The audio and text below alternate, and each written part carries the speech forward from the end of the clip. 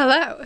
So I have started House of Open Wounds. I might be overprotective, but it feels like a spoiler to even tell you who this book is about, like who it's following, just because we go through an entire book following multiple perspectives, and then to know that this particular perspective gets their own book. Maybe I'm being overly protective, but to me that feels a little bit too much. So instead, what I'll tell you is I love it. I'm about a third of the way through, and it is so good. If you enjoyed City of Last Chances by Adrian Tchaikovsky, which I did, I gave it 4 stars. I thought it was very good. If you enjoyed it, I think you'll love this. Because where City of Last Chances took me some time to really get invested, to really get my footing and get connected to each character, because there was a lot going on. It just took me time to actually say, okay, these are the ones that I'm invested in. These are the storylines that I care about. It just took me some time. And House of Open Wounds, it's like out the gate. I don't know if it's because I'm already invested.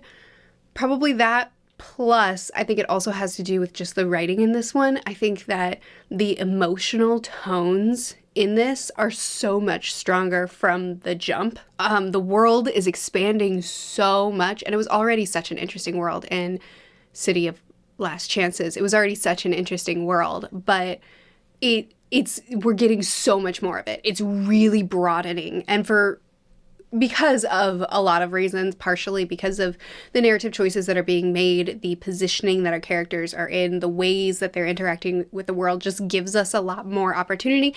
And I think partially just because it's a little bit more focused on, there's not such a broad focus as far as characters go, but we are getting so much as far as where this story started for this particular character. We're getting a lot of information that we didn't have previous, obviously, that's building onto the character so much. But also, like I said, just the emotions in this book, there's so many scenes that are so visceral already, and scenes that are really, really moving and make you want to think and tie back into the other books so well. So book 1 followed this city that was under occupation, and it followed many voices, like I said, in the city, and it was about the occupation, it was about the situation that they were in, but then it was also about what is it that causes that spark that would cause the people to rise up. And Open Wounds already has so many parallels, and it's showing so much intentionality on this story being told next. How thematically it's tying into the other story, not just through the characters. And if you enjoyed Last Chances, I think you will love Open Wounds. At least that's where I am right now. I might be jumping the gun, but that's my initial impressions check-in. I'm really, really, really enjoying this book. Welcome to the vlog.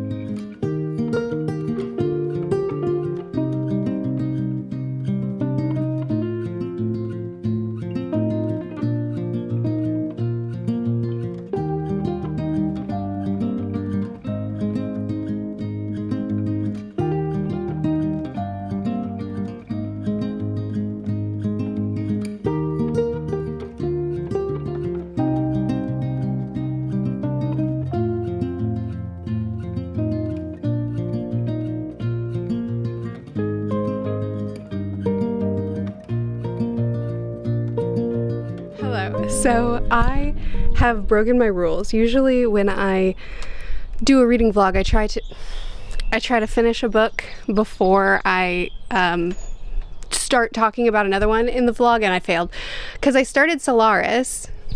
As a buddy read with Joanna, and I was gonna take it slowly. And I did take it slowly, but also the House of Open Wounds is a lot longer than Solaris, so I realized I'm probably going to finish this before I finish House of Open Wounds, so I really need to check in with you about this book before I finish it.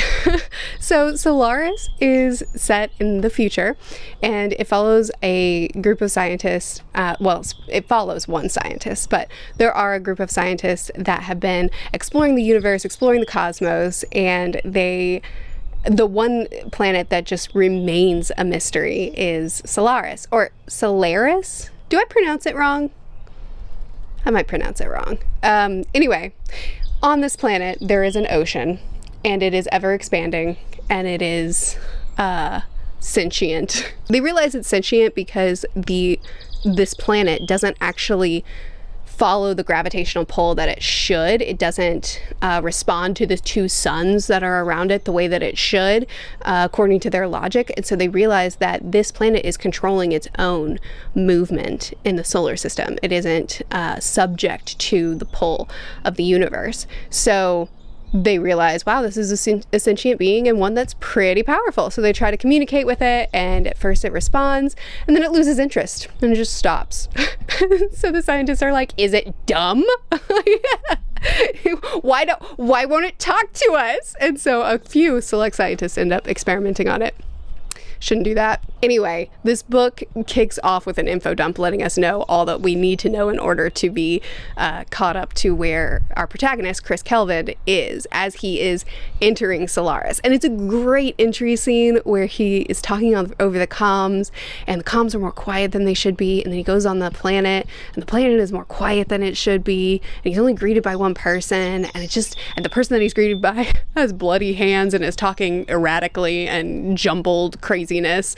So it's a really, and then even after that, we encounter people and scenarios that are just strange. Like, obviously something strange is happening here, and it's such a uncanny, uneasy sort of entrance to this planet and to this book. So already from the very beginning, we understand that Solaris is more intelligent than us, and it's bigger than us, and we're just trying to figure out what's going on and trying to understand it. And one of the early events that happens in this book, and it's something that I feel that I can tell you about because I did look at the description of the book, and it says it in the description, so it feels fine. But the planet has taken memories of each of the three scientists that are on the planet. It's taken memories from them and recreated someone from their memories. So for Kelvin, for Chris, it's his late wife who died 10 years ago. And it was tragic, and he feels responsible for this death. And now here she is again in her 19-year-old body. So back early memories of her. And she's here and she's interacting with him.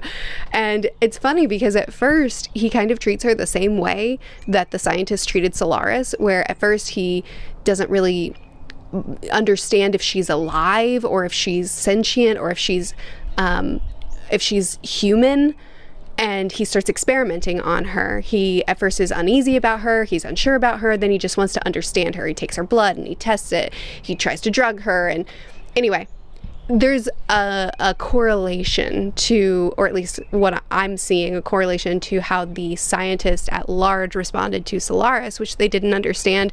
And then on a smaller spectrum, when he is introduced to his late wife in a new form, not in a new form, but this isn't actually her. This is a memory of her in, it's like a copy of her. And he kind of treats her in a similar manner where at first he's confused and he wants to understand her and he wants to experiment on her, and he doesn't really treat her as human or as worthy of respect. But that's also changing over time as well. And then the other two scientists also have their clones, and they are responding to their clones very differently. Their clones are different from his, and their response, their relationship to their scientists are different, and the scientists are responding in very different ways. And anyway, I'm buddy reading this with Joanna, and we have so much commentary on what all this means and what it's all about and what the author is trying to communicate through these different scientists, through the different clones, through their different reactions to the clones. And I have a lot of speculation. I have so many thoughts about it, but I want to wait until I get to the end to kind of talk to you about the theming that we have pulled from this book, so that I'm not like saying stuff and then backtracking. I want to get to the end and see kind of where we land with it all, because it definitely seems like a book of ideas and thoughts, like a lot of classic sci-fi is, a lot more than a book of characters. And like I said, there are heavy info dumps in this book, and those scenes are tedious sometimes, but I don't even know how much I need to actually retain of these heavy science dumps, or if it's just there for the intellectual. Like, for instance, when my dad reads the sci-fi books, the same sci-fi books that I'm reading, which he did for Annihilation, he did for the Three-Body Problem, he did for another sci-fi we read recently, I don't remember now. We typically read certain books in tandem, and he isn't reading Solaris, and I don't know if he will, but I know that we would respond differently to this book, because usually when we read a sci-fi book together, we're talking about the book together, but we're having two different conversations.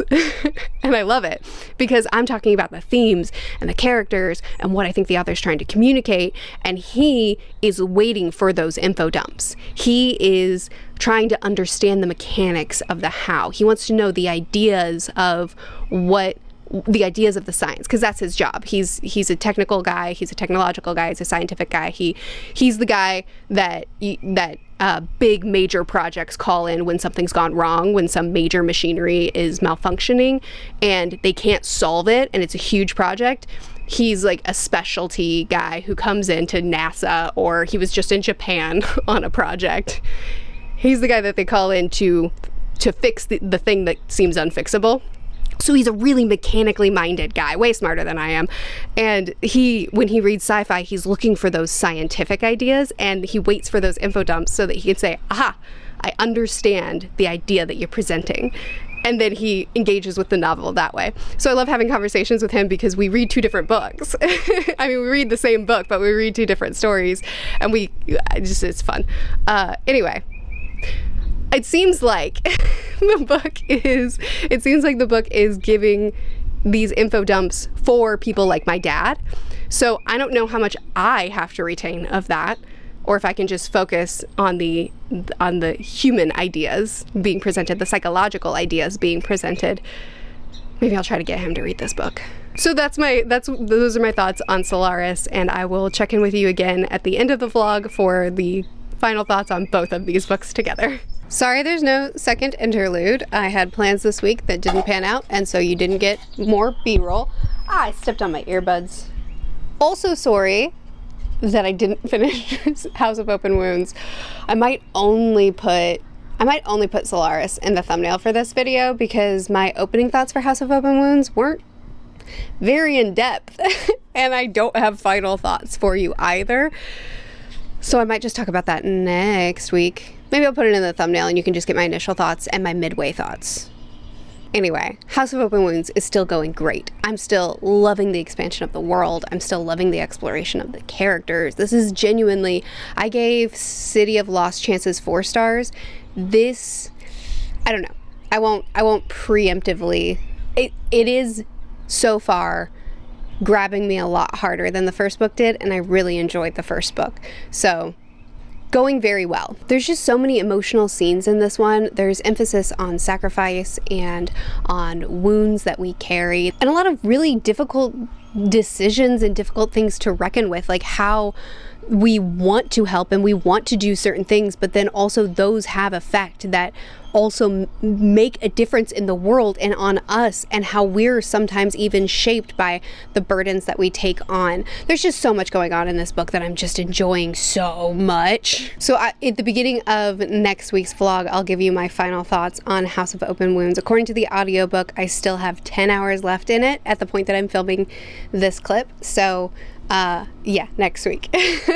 And then for Solaris, how can I tell you about this book? This book had a very, it had a fitting end. That's what I'll say about how it ended. It was perfectly abstract, bittersweet, but fitting. It felt right for the characters and for what they went through, the sacrifices that had to be made, and their response to that. There was a big focus in this book on the universe is bigger than us. The universe is big and we're not, which I know is a common sci-fi theme. But there's this desire to understand and conquer everything that we come across. There's this desire to say, that's odd, that's new, that's unique, that's something I don't understand. So let me study it and figure it out, because obviously I should be able to understand everything, right? Obviously nothing's bigger than me, right? No, you lose. Good day, sir. It was so interesting to see. I talked about the 3 scientists and the copies that they were interacting with. It was so interesting to see their different responses to the copies. I brought up the 3 scientists before and their different reactions to their clones. And it was, I have a theory that what the author was doing with these 3 scientists is showing 3 types of response to something foreign, strange, and unexplainable. We might try to experiment on it, we might grow an attachment to it, we might respond with attempted dominance, or I could be totally off, but that's the way I was kind of interpreting the way these 3 scientists responded to everything around them, from Solaris to the copies, to each other, to any visitors. But also, along with that human reflection, I feel that there was an emphasis on not everything is something that we will fully wrap our minds around. Not everything is something graspable to humanity. And humans are so intellectual, and so we desire so much to reach farther, to see more, to understand more of the universe. But do we even have it all figured out in our own humanity? How we interact with each other, how we respond to the unknown? Is our humanity actually sorted? And should we continue to expand and reach wider when our responses to things look like this? I really love books that remind me how big the universe is and how small I am. And I really enjoyed this book.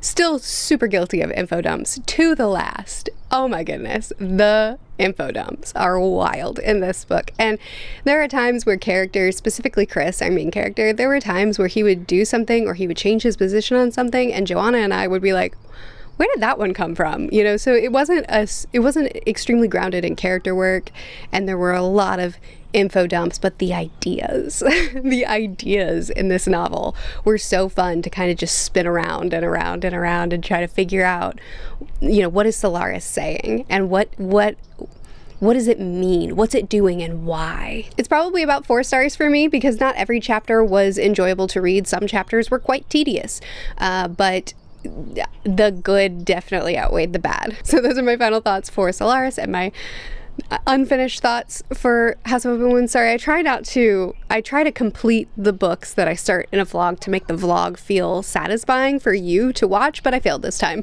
House of Open Wounds was long, and Solaris kind of stole my attention a little bit. But please do chat with me more in the comments about either of these books. I'd love to hear from you, and I hope you had a good reading week. I'll see you again soon. Bye!